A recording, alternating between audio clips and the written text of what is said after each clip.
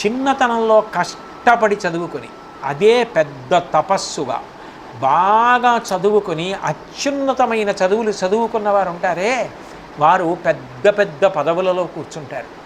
వారికి ప్రభుత్వం పెద్ద పెద్ద భవనాలు ఇస్తుంది, వారికి వాహనాలు ఇస్తుంది.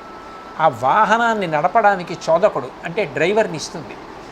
వాళ్ళు ఒక్క సంతకం పెట్టారు అంటే పేదవాడికి 5 ఎకరాల పొలం ఇవ్వగలరు. వాళ్ళు కానీ తప్పు చేస్తున్నాడనిపిస్తే శిక్షించే అధికారం ఉంటుంది, ఉద్యోగం కూడా తీసేసే అధికారం ఉంటుంది. దేని వలన వచ్చింది ఇంత అధికారం? దేని వలన వచ్చింది ఇంత కీర్తి?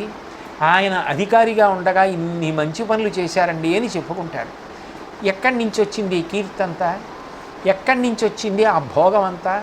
ఆయన సంతకానికి అంత విలువ ఎక్కడి నుంచి వచ్చింది అంటే ఆయన చదువుకున్న చదువుని బట్టి వచ్చింది. ఆ చదువు అంత భోగాన్ని ఇస్తుంది, అంత కీర్తినిస్తుంది, అంత సుఖాన్ని ఇస్తుంది.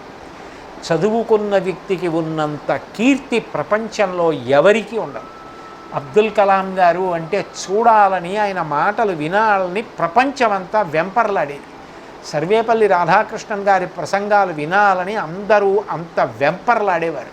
ఎందుకని? వారంత గొప్ప విద్వాంసులు కనుక. కాబట్టి విద్యా భోగకరి, యశస్సుఖకరి. ఆ విద్య ఇచ్చేటటువంటి సుఖం, విద్య వలన పొందేటటువంటి భోగం ఇంత అంతా అని చెప్పడం ఎవరికీ సాధ్యం కాదు. మీకు అందరికీ తెలుసు, గూగుల్కి సీఈఓగా ఉన్నారు ఆయన సుందర్ పిచాయ్ అని. ఆయన ఇంచుమించుగా ఆయన పుచ్చుకునేటటువంటి ఆదాయం $226 మిలియన్ ఆయన పొందే జీతం.